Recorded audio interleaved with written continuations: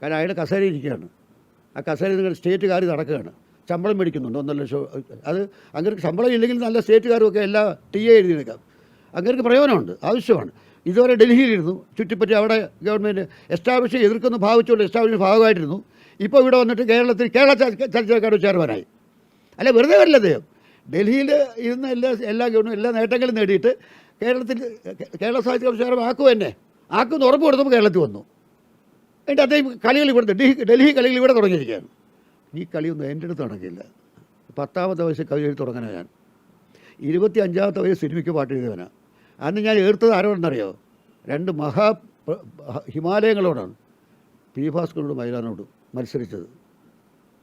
P ഭാസ്കരനോട് വയലാനോട് മത്സരിച്ച് നിലനിന്ന ഞാൻ, എനിക്ക് സച്ചിദാനന്ദൻ ആരാ?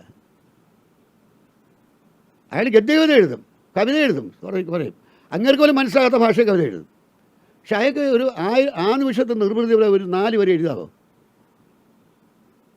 ആ നിമിഷ നിർവൃതി പോലെ എൻ മന്ദഹാസൻ ചന്ദ്രിയായെങ്കിൽ പോലെയോ, മല്ലികപ്പൂവിൽ മധുരഗന്ധം പോലെയോ, 1000 അജന്താ ശില്പങ്ങൾ പോലെയോ, 1000 അജന്താ ചിത്രങ്ങൾ എന്നുള്ള പാട്ട് അങ്ങനെ എഴുതട്ടെ.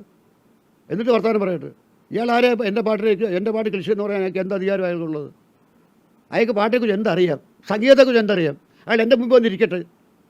ഞാൻ അയാൾ പറയുന്ന വിഷയത്തെക്കുറിച്ച് പാട്ടെഴുതി അപ്പം ട്യൂൺ ചെയ്ത് അയാളെ കേൾപ്പിക്കാം. അയാൾ ഒരു വരി അങ്ങനെ എന്നെ കേൾപ്പിക്കാൻ തയ്യാറുണ്ടോ അയാളോട് ചോദിക്കാം. ഞാൻ വെല്ലുവിളിക്കുന്ന അയാളെ. സച്ചിദാനന്ദൻ ഒരു പൊതു സദസ്സിന് മുമ്പിൽ വെച്ച് ഞാൻ സച്ചിദാനന്ദൻ വെല്ലുവിളിക്കുന്നു. സച്ചിദാനന്ദൻ എൻ്റെ അടുത്ത് ഇരിക്കട്ടെ. അയാൾ പറയുന്ന വിഷയത്തിന് ഞാൻ ആ നിമിഷത്തിൽ പാട്ടെഴുതി ട്യൂൺ ചെയ്ത് അയാളെ കേൾപ്പിക്കാം. ഞാൻ കൊടുക്കുന്ന വിഷയത്തിന് പാട്ടെഴുതി അതുപോലെ ട്യൂൺ ചെയ്തതിനെ കേൾപ്പിക്കാൻ കഴിയുമോ? ഞാൻ വെല്ലുവിളിക്കുകയാണ്.